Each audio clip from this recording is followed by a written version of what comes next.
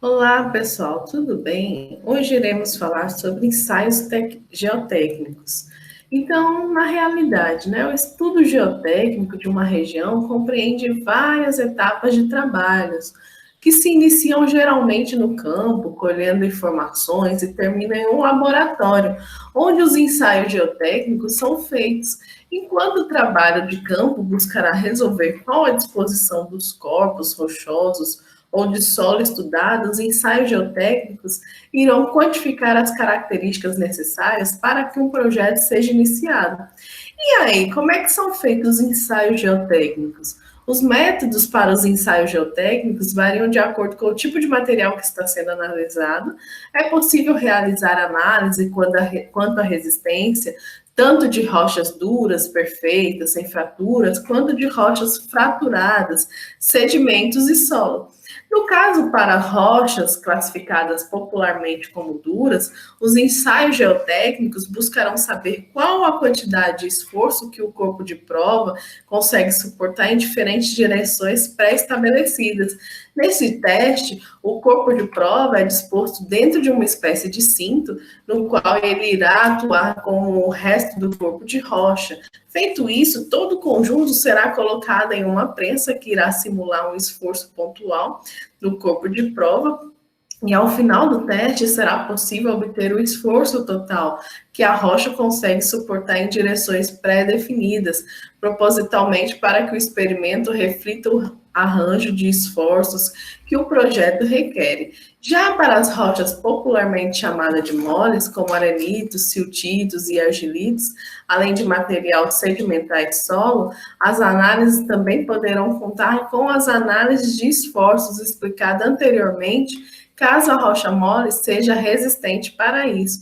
Então, no caso de sedimentos e solos, os testes eles vão seguir as normas descritas sobre a classificação dos solos, além de contar com os ensaios de adensamento.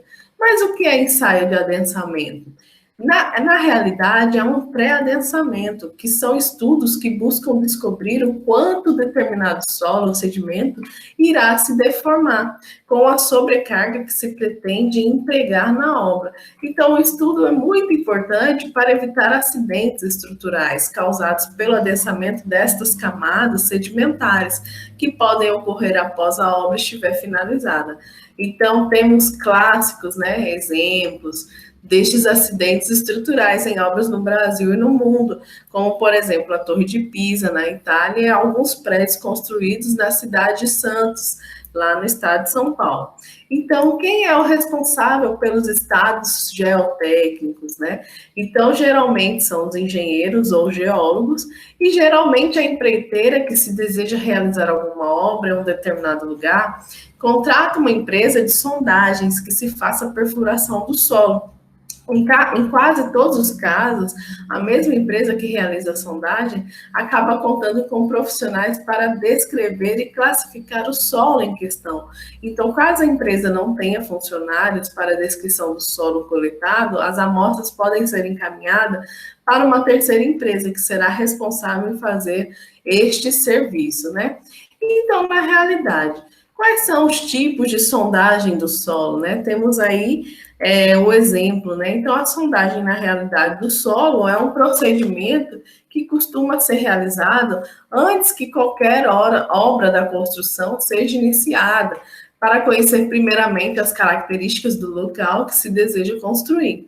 Então, tais características são obtidas através desse procedimento, que possui como objetivo obter a amostra do solo ou da rocha no qual se deseja implementar uma obra de engenharia, que pode ser realizada por diversos setores, para diversos setores, como, por exemplo, aí o setor da mineração.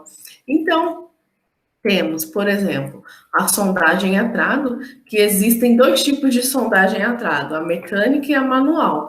Então, ambas apresentam suas vantagens e desvantagens em relação a elas e outros métodos de sondagem.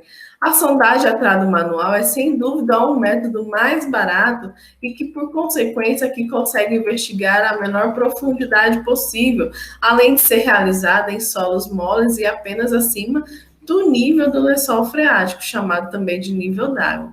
O trado em si é composto por uma haste usada na vertical, que contém a broca, acoplada em uma haste horizontal formada um T. Todo o aparelho, então, ele é rotacionado para a broca, que penetre no solo. A cada 5 ou 6 rotações, é preciso puxar o trado para colher as amostras. Este é um método aí mais econômico, né? Rápido, eficaz, prático de se realizar, embora apresente aí maiores limitações.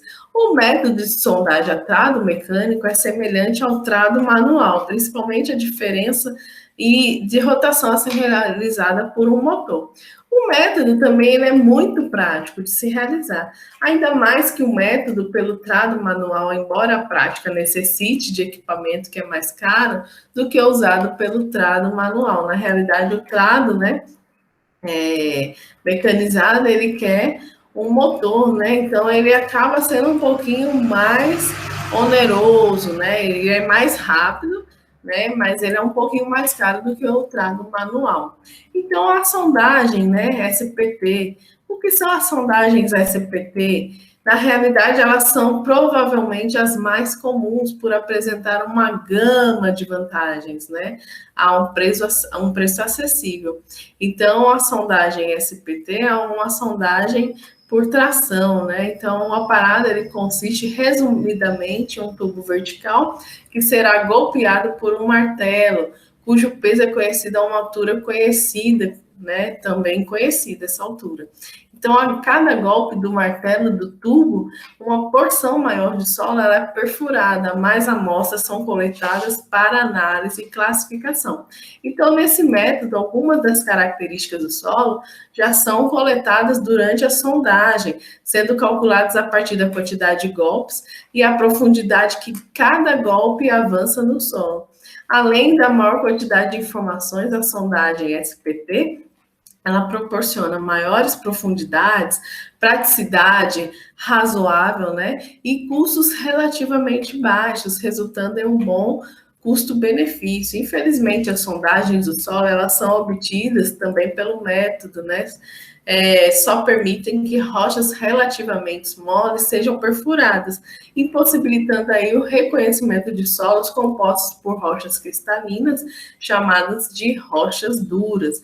Então, temos que conhecer os horizontes do solo, a sua descrição do material, né? Se ela é areia fina, se ela é areia siltuosa, arenosa, impenetrável. Então, tudo isso aí vai estar descrito, né, no gráfico SPT, como profundidade, o ensaio de penetração, a resistência à penetração, né? Então, tudo isso aí, ele é descrito na sondagem SPT, né, que eu faço o estudo do solo em questão. E a sondagem rotativa, nesse método, uma broca ela é usada com o auxílio de um motor mais potente para que a perfuração ela possa ser realizada. Embora o maquinário seja relativamente fácil de ser transportado, o custo energético e, por consequência do estudo, acaba sendo alto, embora possibilite que maiores profundidades e muitos tipos de solos possam ser perfurados. Este método é mais incomum, né, para a construção civil e mais comum para a perfuração de poços artesianos e para o ramo de mineração. Porém, em alguns casos de investigação mais profunda do solo, pode ser necessário também. Então, fica a dica, né, para vocês.